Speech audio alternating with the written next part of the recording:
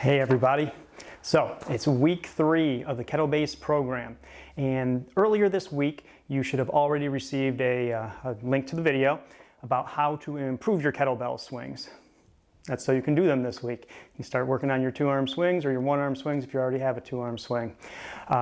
Because of that, I do not have a follow-along workout for you this week.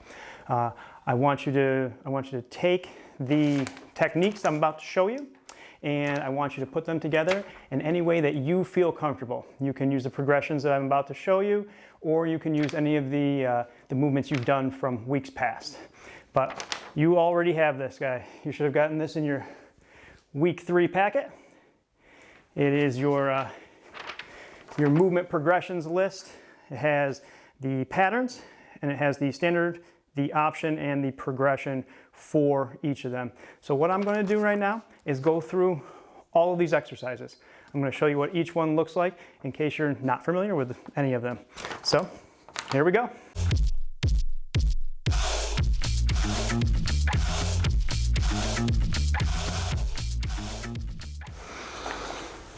I'm going to start out with the crawling pattern, and we're going to work on the standard. It's the 4-point.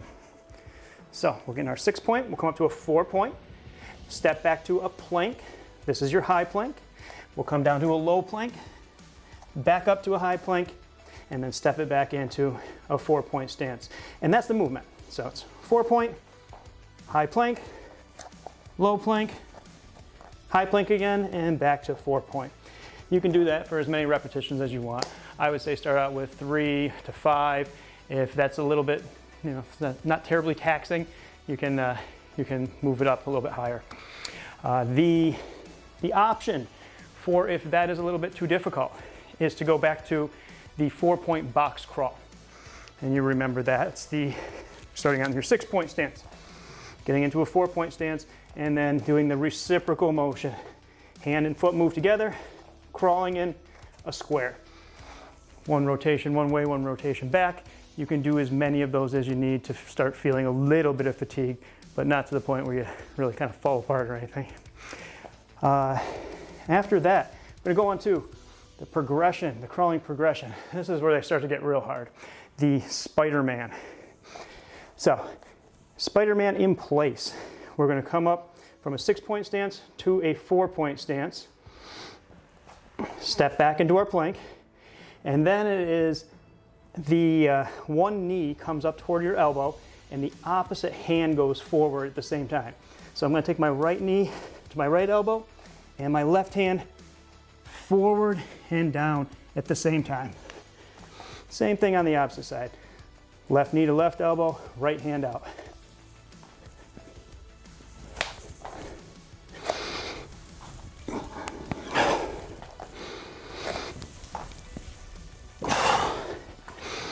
It's very difficult. Starting to get into 1-arm push-up territory, so it can be a little bit taxing.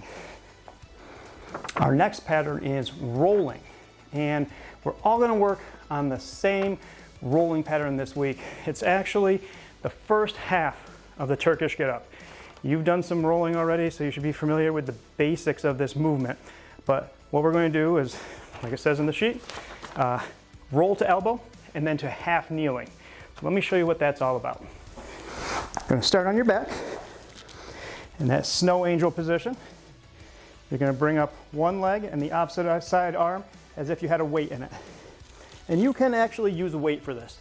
If you're familiar with this or you're feeling real strong, you can put a small weight in your raised hand. And then we're going to roll up onto the opposite elbow.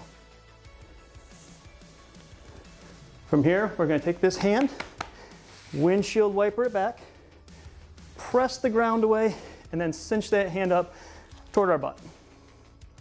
From here, we're going to drive our left foot and our right hand down and lift our hips. And then we're going to sweep the right leg through until we come to this L shape. This is what you're looking for. Your hand, your knee, and your foot should be in a straight line, and that left foot should be coming off at a 90-degree angle. From here, you're just going to sit back and then sit up tall That's the end of the movement. We'll just go back down to the ground from here. So again, sit back. Your hand runs down your femur onto the ground out in front of you. You weight up this right arm, and then you baseball slide through. Put your butt on the ground, and we corkscrew the elbow down. So the elbow's on the ground, and then we roll down to our back, nice and gently. Just one more time so you can see the whole thing.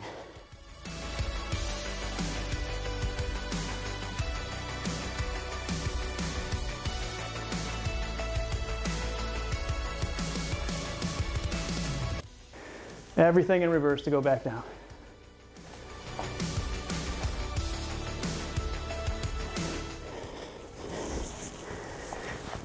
And that is your roll to elbow to kneeling. So the squat this week is going to be a split squat. It's going to be a split squat for everyone. That is your standard, your option, and your progression. The way we're going to adjust the intensity is by adjusting the hold. So let me grab a bell and I'll show you exactly what I mean by that. So our first split squat is going to be a contralateral suitcase hold, which means if we're squatting with our left leg, we're going to get down to position and hold with our right arm. This is your contralateral suitcase hold. The option, in case that's a little bit too difficult, is the goblet hold. So we can start from standing,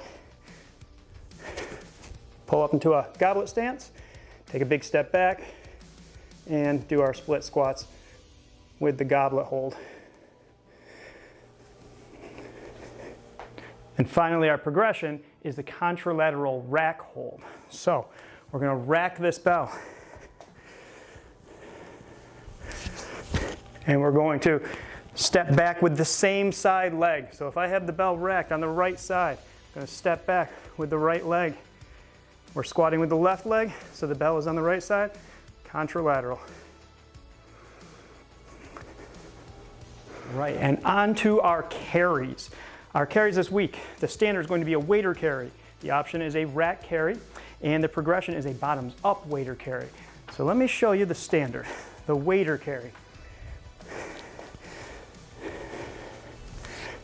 You're going to rack the bell and then press your elbow up until your shoulder and your elbow are in line with one another. Your upper arm is parallel to the ground. That is your waiter carry.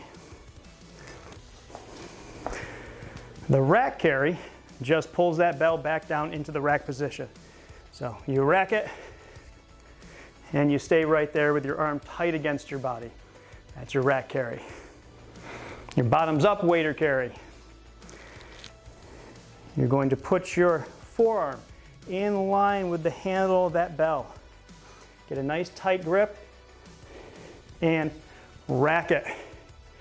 We go into a waiter carry from the rack position, bottoms up. Start out light with this one. These can be very, very difficult, very, very taxing. So start out with the lightest bell you have. And finally, our hip hinge variations. Our standard is a 2-arm swing. Finally, I've gotten around to the kettlebell swing. The option, in case the swing is still a little too difficult or you're a little bit scared of it, is to go back to your kickstand deadlift. Great exercise. If you are good with a 2-arm swing, I want you to move on to the single-arm swing. Make sure to even up your sides each round. But let me go through your swings and your kickstand deadlift. So again, standard. 2-arm swing. Line up about a foot behind the bell. Bring yourself into your hip hinge. Hike and stand.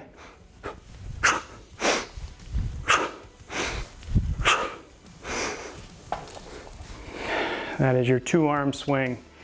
Your kickstand deadlift. Line up next to the bell. Take a step back.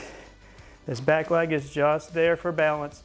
85% of your weight is on that front leg. Hinge and stand.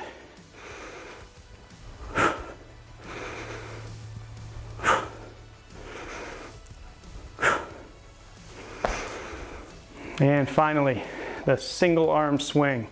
Everything that applies to the 2-arm swing and all your hip hinge exercises applies to the single arm swing. just remember to keep the arm that you're using, keep that shoulder packed. You want to keep that shoulder blade back and down. Think about it hanging off the back of your body. Try to avoid shrugging. Try to avoid lifting that shoulder blade up. Think instead, pull the shoulder blade down into your back pocket. So we're going to set up behind the bell. One hand on the bell, hike, stand.